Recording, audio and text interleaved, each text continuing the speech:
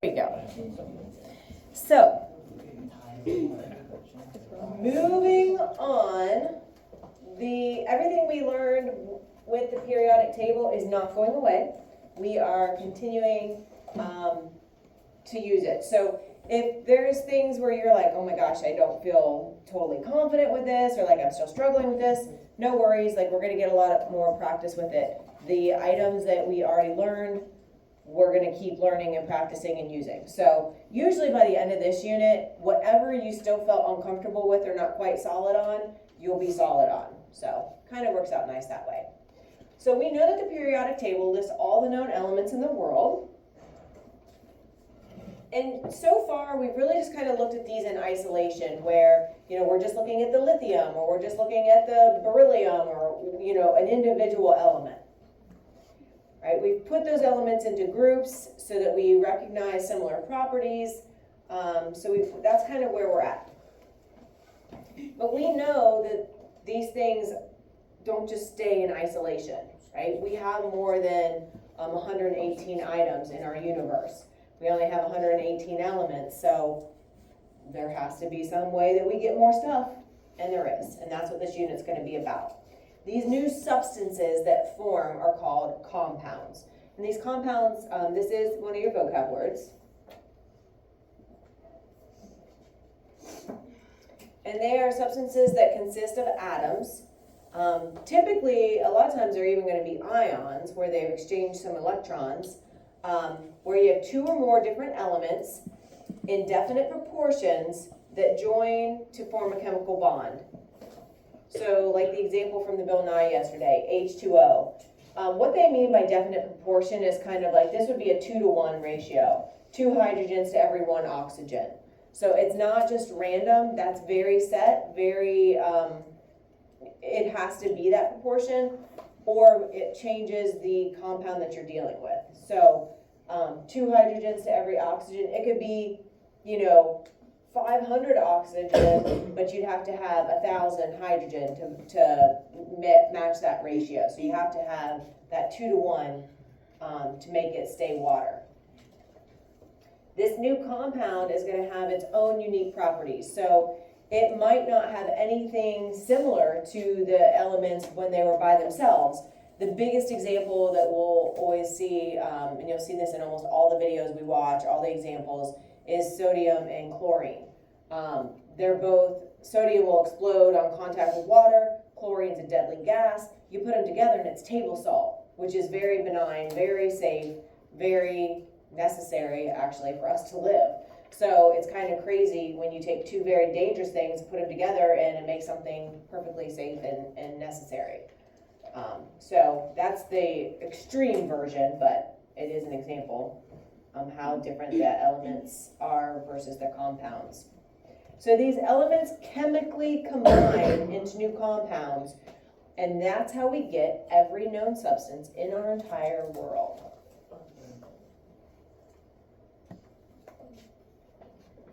Are you okay? Okay. All right. So many compounds don't retain the same physical or chemical properties of the elements that created them. So here's the example. Sodium is a shiny, soft, silvery metal that reacts violently with water. It's kind of like a little mini explosion. Chlorine is a poisonous greenish yellow gas. Okay, it's one of our halogens. You put them together and you get table salt.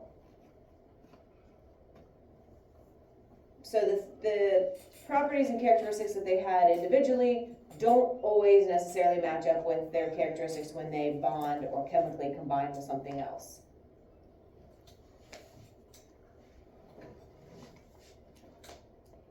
Okay. So here's an example or a list of some common items, their names, and then their chemical formulas that you might see.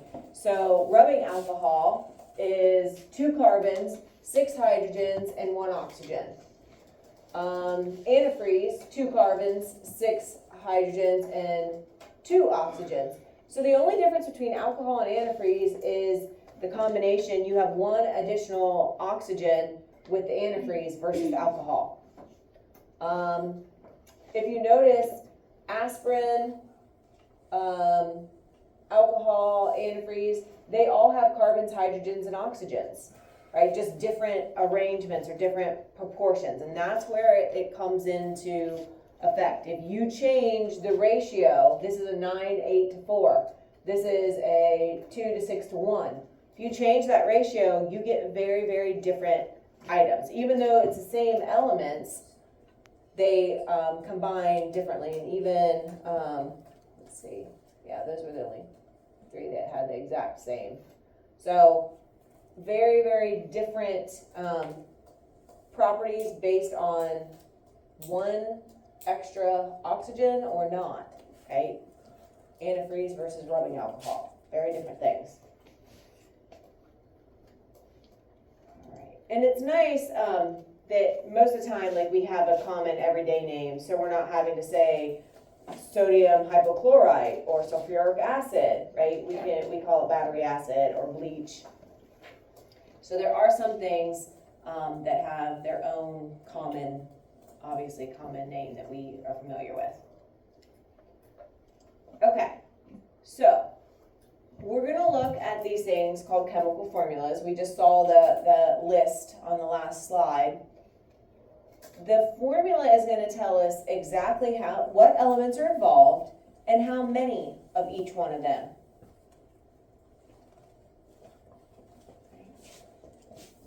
And this is going to be important because we can't move forward without understanding some of these words and like this lingo.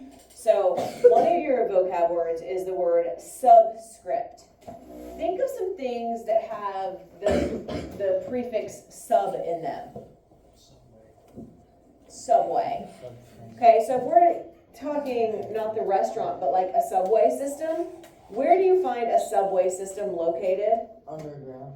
Under the ground, right? All right, so you thought you were being funny. Turn that right around and make it into science. What else has sub in it? Subatomic. Subatomic. We just had that, right? It's the particles that are smaller than the atom, right? So they're below an atom, right? Smaller than an atom. They're actually the pieces that make up the atom. Really good, Allison. What else? Owen? Substitute. A substitute. Ooh. Maybe it's because it's like below being a teacher, like it's not your class, but you're filling in for that class. That could work. What about a submarine? It's Under the water, right? So subscript means written below. What do you think script means? Like, what? Did you say paper? Instruction. What? Instruction. I'm telling you how I see what you're saying. How about writing? Like your hands, like it used to be like a manuscript, right? Or they use the word script more kind of like in kind of like, I don't know, fancy or official language. They're a script, like when they're talking about handwriting, that you'd hear it called script. So script actually means to write. Sub means below. So again, this is something that you might not have to try to memorize. Just think about it logically. Sub's below, script is writing, so it's something that's going to be written below. This is really important, the location of these numbers. So I always think of them as kind of like the tail that follows. Like if you picture a dog or a cat, as long as it's not like a mutant, the tail is going to be at the end, right? It's going to be behind the animal. So you can think of the subscript as kind of like the tail that follows the element it goes with. So this 2 doesn't go with the S. This 4 goes with the O. This 2 goes with the NA. And remember, we had said you always capitalize the first letter of an element and then have a lowercase. So this is where it gets important, because when you start putting them on these like compounds where you have multiple elements together, It's like, where does the next element start? Well, just look for the next capital letter. Because here is not a new element. This A is with the N, right? So it makes sodium. But if you're looking, you're like, okay, well now I know I'm at a new element because it's a capital. And now I know I'm at another new element because this is a capital. So that's why it becomes really important. It's not just like trying to be picky. It's so that we all recognize whenever you see a capital letter, you're starting a new element. And that's important because of these subscripts. They follow the element they belong to, just like a tail. So they're gonna like wag behind just like a tail would. But the subscript tells us how many of that element we have. So we have 2 sodiums, 1 sulfur, and 4 oxygen. One thing that we'll make a big deal about is you don't have to put a 1. If the element is listed and there's no number with it, then we assume it's a 1, because why else would you put it? If there aren't any sulfurs, there'd just be no S. Right? Putting the 1 there is a little redundant, like it's repetitive, like we don't really need that. At first, I'm not going to count it off, like as we get working on this. If it helps you to kind of put a 1 there to hold that, like to kind of, and then in a way like hold that value, that's fine, but it's not what you'll ever see. You're never going to see a 1 as a subscript. It's kind of like a coefficient in math. Do you put 1x? You just put x. Or else we know that there is no x if there's no x listed. So, same idea. All right, so we're calling these elements by their color. So blue for B and W for white. And so here we have 2, so we have a subscript of 2, subscript of 3, no subscript at all because there's only 1, 2, and 3. Okay, so this is your first effort at this. So we're going to call these G's. So these are G's. We'll call these Y's for yellow, R for red, and another Y for yellow. So go ahead and try to do the subscripts for these. Take a second. Try to get those subscripts. This is the first step in being able to write chemical formulas.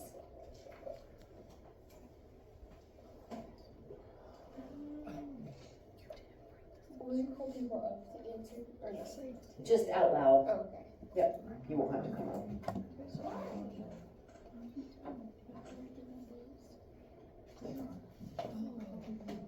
Should do it. That's okay over here.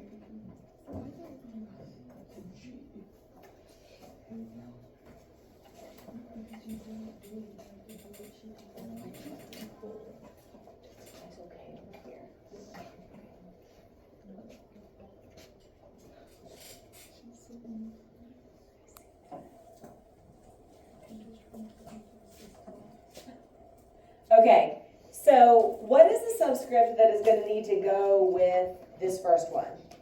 What do we have to put there, Xander? G2.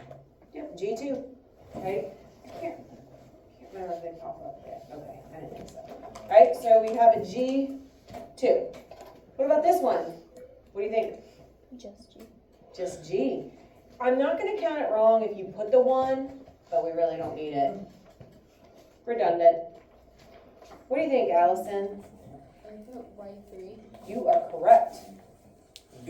What about this one, Finn? Just the R. Just the R, very good. What about this one? What do you have, Josie? R4. Yep.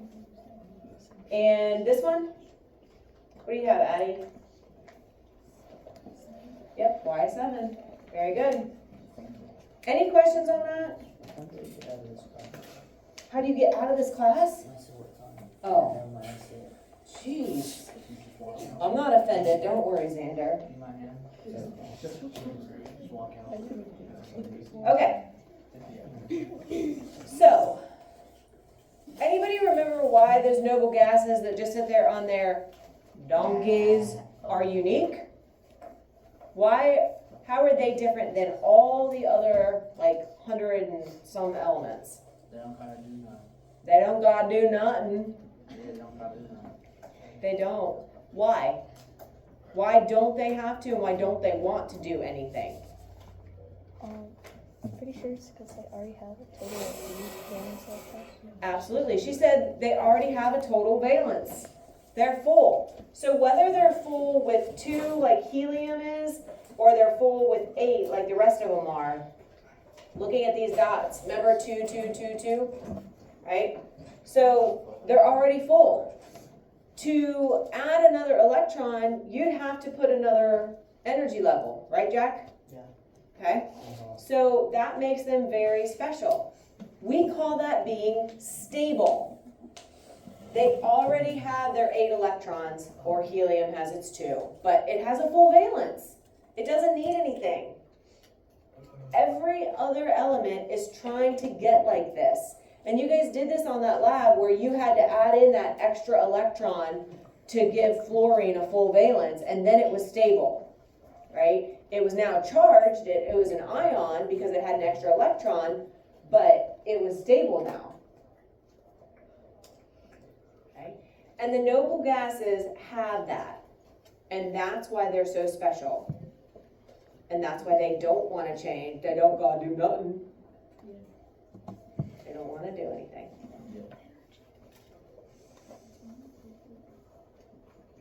Okay?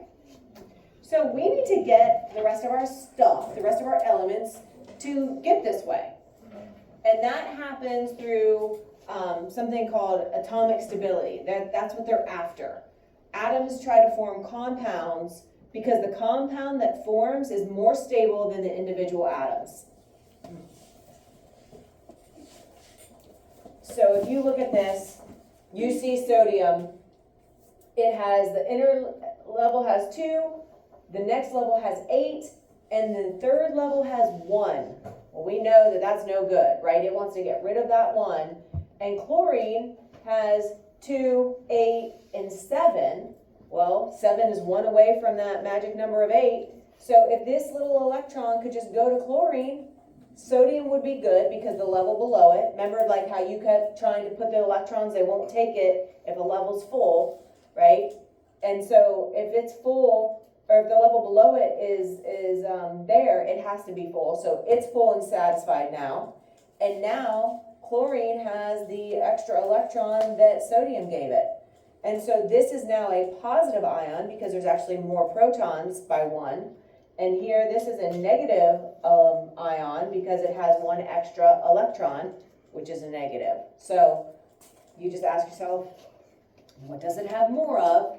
And that's the charge it's going to get. But this new compound of sodium chloride is more stable than the sodium or the chlorine by themselves. And so by giving that electron and taking that electron, they are more stable.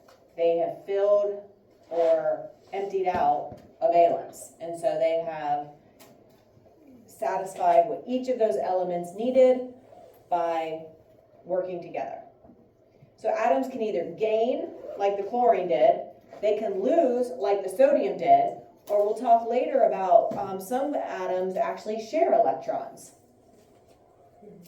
But the whole goal is always to get the full valence, and we call that stable octet or the octet rule, trying to get that 8 outer electrons.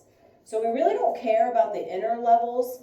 Now if we're talking total electrons, we'll count them all, but usually from here on out, the valence are what's going to be the most important to us, because again, they're the ones that can interact. And so just like this sodium and chlorine, now they are stable. So this is what we call that atomic stability. And there's 2 ways that this can happen. The first is what we're going to focus on, and that is through forming an ionic bond, like what we just saw right here. The other is by forming a covalent bond, which is what we'll get to later on in this unit. But what word do you see in ionic? What do you see there? Ion. So guess what's going to be involved in an ionic bond? Any guess that it might be ions?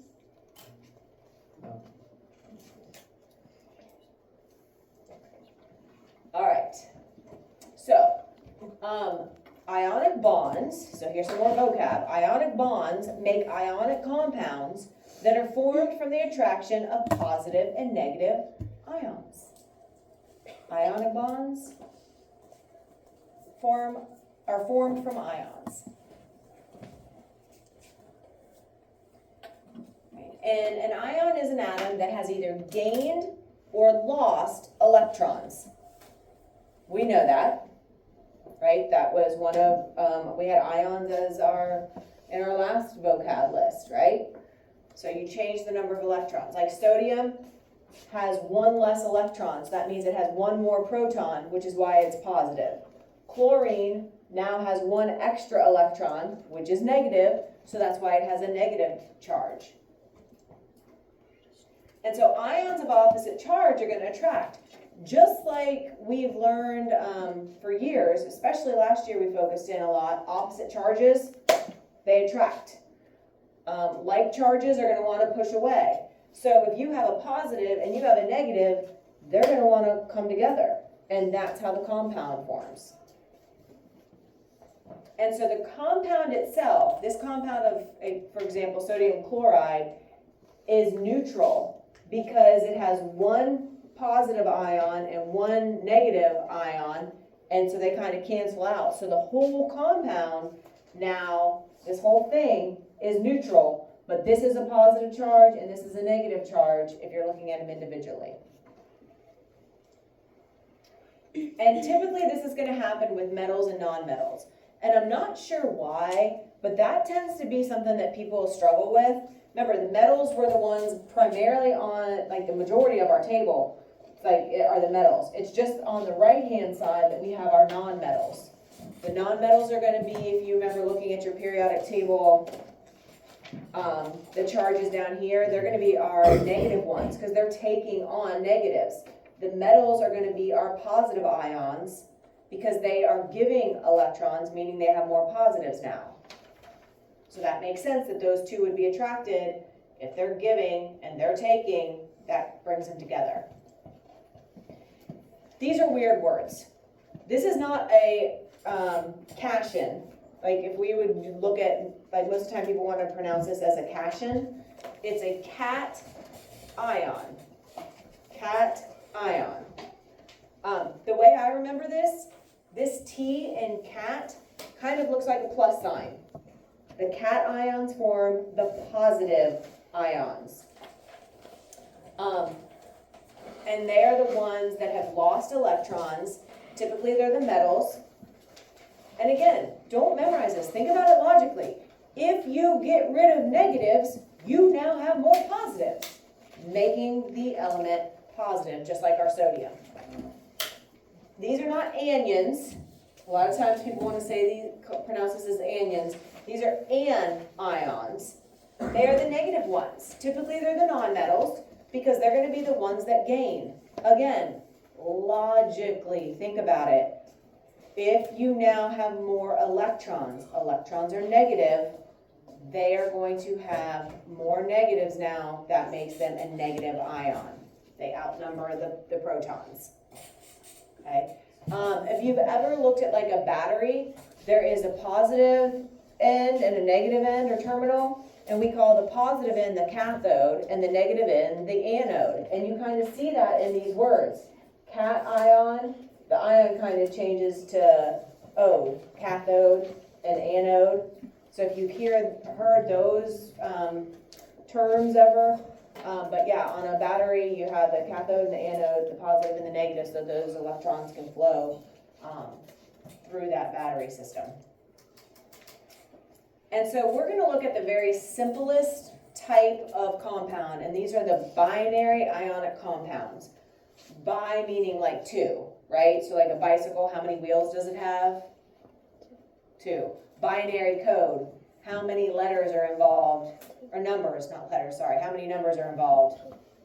Two, zeros and ones, right? So here we're looking at just two elements coming together, like our sodium and chlorine, right? Obviously, like that list we saw, like with the antifreeze and the rubbing alcohol, you can have lots and lots of elements form a compound, but here we're going to just focus, as we're introducing this, with just two.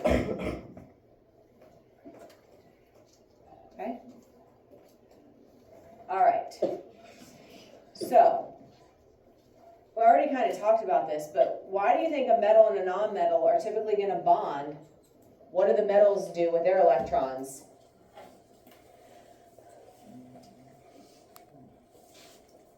What do the metals do?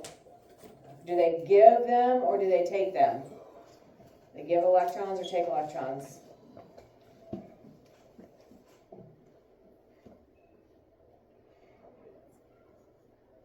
I heard somebody say give. Are we going with give? Yeah. Yes, they do give it. If that was a yes, good job. If you knew it, good job. Metals give. Non-metals take. They want those electrons, right? Because they are closer. If you're thinking of your periodic table, right? They are closer to the noble gases. They are closer to having that full valence. So they want to fill theirs. These want to get empty theirs, right? So it's a perfect partnership, right? So if you think about those valence, right? 1, 2, 3, maybe even 4 could be either way, right? They want to give. The metal or the non-metals want to take. 5, 6, and 7, they're closer to filling with that 8. So metals, especially like the alkali and the alkaline, they only have 1 or 2 in their valence. So that makes them very, very, very willing and encouraged to give that 1 or 2 extra electrons away. Now, we know that these transition metals, they will also give electrons. That would have to be told. It's called like combining power or like what ion they're going to form. That will have to be given. If we're going to use those, that ion will be given to us. We don't have to predict it. But we can predict these will form a +1, these will form a +2, these will form a +3 for sure. Again, in this group 4, because it's kind of like the tipping point, they have 4 in their valence. They can either get rid of 4 and act like a metal, or they can take 4 and act like a non-metal. And then obviously 5, 6, and 7, it's easier for them just to take. Fill that valence up. Here, they're trying to empty their outer valence. Okay, so the metals are going to lose their electrons easily. The non-metals in groups 15 through 17 or valence groups 5 through 7 typically have that negative because they gain electrons easily. And so it's shown here on this, and you have this on your paper as well. Remember, the plus means losing electrons. And I've had a few people ask that. They're like, why is it a positive there? You know, if you think that positive would mean gaining. But what this is really just meaning sign. Positive is more protons, negative means more electrons. So what do they have more of? And that's the charge they have. Okay, and so we spent a lot of time on that last unit too. But again, hopefully as we talk about it more and more, it just kind of sticks with you more and more. All right, and we looked at this last time too. +1, +2, +3, they could do either, go to 3 or 4, and then -3, -2, -1 to match our valence. This needs 3 to fill it, 2 to fill it, 1 to fill it. Okay, this is something you're gonna have to be able to do. Obviously, it's on your periodic table, right? Those are there for you, but you are gonna have to be able to do that because if we can't do charges, we can't do bonding. Like you won't be able to move forward. So definitely have to be really good at picking up these ionic charges. So we're going to stop there. I have a couple videos we're going to watch to